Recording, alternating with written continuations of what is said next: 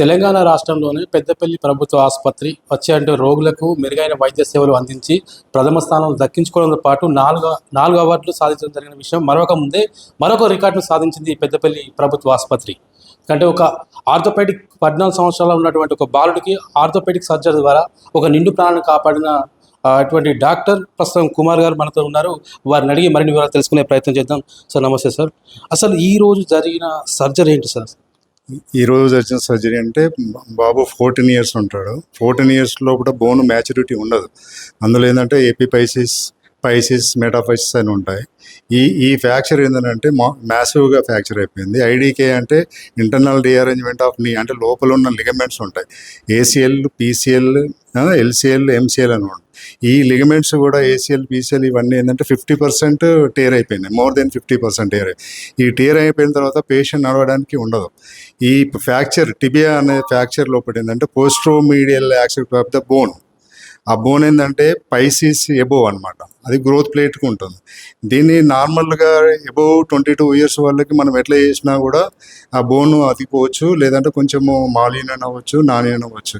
కానీ ఈ ఏజ్లో ఉన్న పేషెంట్కి ఏంటంటే కరెక్ట్ రిడక్షన్ రాకపోయినా, కరెక్ట్ సెట్ కాకపోయినా ఆ కాలు వంకరపోయే ప్రమాదం ఉంటుంది, నడవలేని పరిస్థితి ఉంటుంది.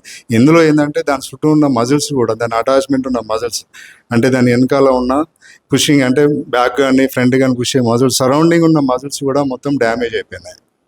ఆ డ్యామేజ్ వల్ల ఏంటంటే ఆ పేషెంట్ పైకి అనడం కానీ కిందికి అనడం కానీ రెస్ట్రిక్టెడ్గా ఉండే ప్రమాదం ఉంటుంది. ఇది ఫిక్స్ చేయకపోతే పేషెంట్ నడిచే పరిస్థితి ఉండదు.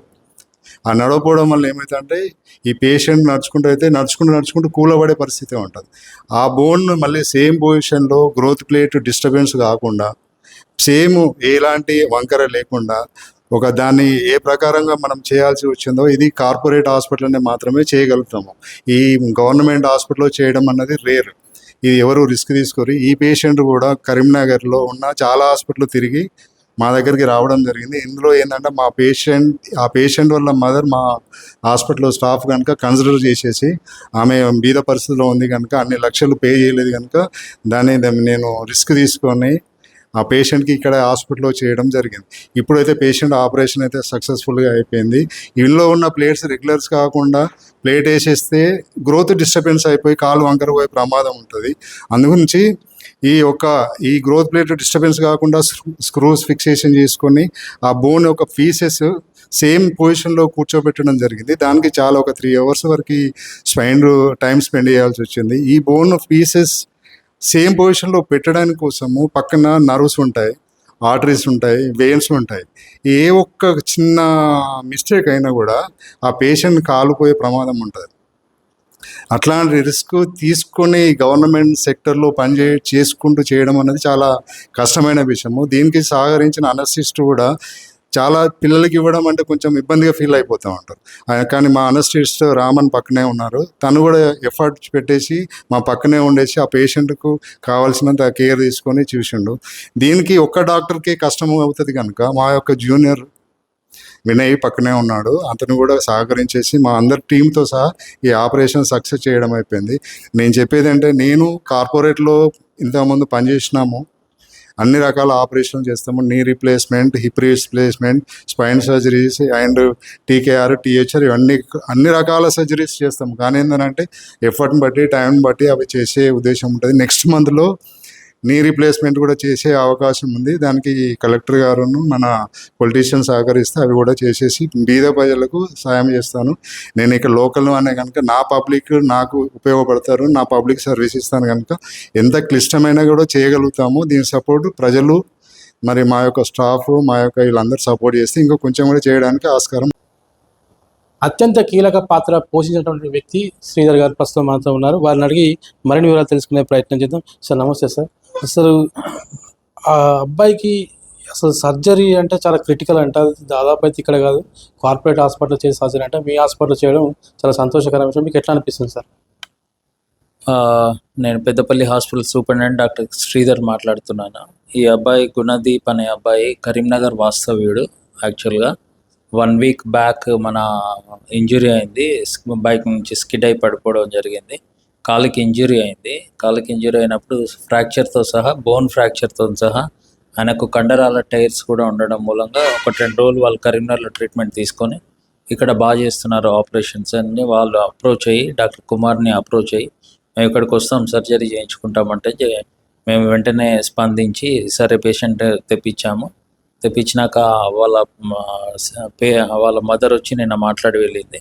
ఏం పర్వాలేదమ్మా చూసుకుంటాం ఆపరేషన్ చేస్తామని చెప్పి ఈరోజు అతి క్లిష్టమైన ఆపరేషన్ అది. ఎందుకంటే 14 years అంటే బోన్స్ ఇమ్మెచ్యూర్ ఉంటాయి. ఇమ్మెచ్యూర్ ఉన్నప్పుడు సర్జరీ విధానం మారుతుంది. అడల్ట్ ఏజ్కి వచ్చినాక సర్జరీ ఒకసారి చేసి ప్లేటింగ్ వేస్తే అయిపోతుంది. బట్ ఇమ్మెచ్యూర్ ఉన్నప్పుడు గ్రోత్ని దృష్టిలో పెట్టుకొని అత్యంత క్లిష్టమైన ఈ ఆపరేషన్ డాక్టర్ కుమార్ గౌడ్ గారు నిర్వహించారు.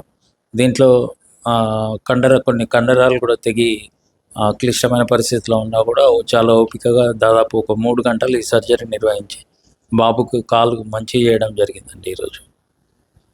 అంటే మొత్తం మీద ఇప్పుడు ప్రభుత్వ హాస్పిటల్ అంటే జనరల్గా ఎవరు రాదు కదా సార్. మీరు చేసిన వాళ్ళదేమో కరీంనగర్ అంటారు. కరీంనగర్లో కాకుండా మీ హాస్పిటల్ రావడం ఒక మంచి విషయమే. కాకపోతే ఏంటంటే అంటే మీరు ఏమి ఇస్తారు సార్ మీ హాస్పిటల్కి వచ్చే రోజులకు ట్రీట్మెంట్ కానీ ఏ విధంగా అభివృద్ధి చేయబోతున్నారు ఇంకా మన ప్రభుత్వ హాస్పిటల్? మేము పేషెంట్కి ఇది గవర్నమెంట్ ప్రైవేట్ అనే భేదం లేకుండా ఇండివిజువల్ పేషెంట్ ప్రతి ఒక్కరికి కూడా పర్సనల్ కేర్ ఇవ్వడం అనేది ఇక్కడ జరుగుతుందండి. డెఫినెట్గా మా డాక్టర్స్ కానీ సకాలంలో స్పందించి ఏదైనా చిన్న ప్రాబ్లమ్స్ ఉన్న వాళ్ళు నేరుగా నన్ను సంప్రదించడం మూలంగా వాళ్ళ ప్రాబ్లమ్స్ని మేము ఇమ్మీడియట్గా రెక్టిఫై చేయడం జరుగుతుంటుంది. అండ్ ఎక్కడ నిర్లక్ష్యం అనేది ఉండదు. మంచి క్వాలిటీ అయిన నాణ్యమైన వైద్యం ప్రొవైడ్ చేస్తున్నాం కాబట్టి పక్క జిల్లాల పేషెంట్స్ కూడా మన ఈ పేపర్లో వచ్చే న్యూస్ అండ్ మీడియాలో వచ్చే న్యూస్ని చూసి కొంచెం అట్రాక్ట్ అయ్యే పేషెంట్స్ వస్తున్నారు. ఎంత వర్క్ లోడ్ వచ్చినా కూడా మేము తట్టుకొని చేయగలిగే సామర్థ్యం ఉంది. అండ్ ప్రజలకు నా విజ్ఞప్తి ఏంటంటే ఇట్లాంటి మంచి ఆపరేషన్స్ క్లిష్టమైన ఆపరేషన్స్ చేస్తున్నాం కాబట్టి ప్రత్యేకించి పెద్దపల్లి వాస్తవ్యులు పెద్దపల్లి జిల్లా ప్రజలు మాత్రం ఈ సర్వీసెస్ని 100% వినియోగించుకోవాలని చెప్పి నేను సూపరింటెండెంట్గా కోరుతున్నానండి. సర్జరీ చేయడానికి అసలు ఎంతమంది వైద్యులు పాల్గొన్నారు సార్? ఎంతమంది?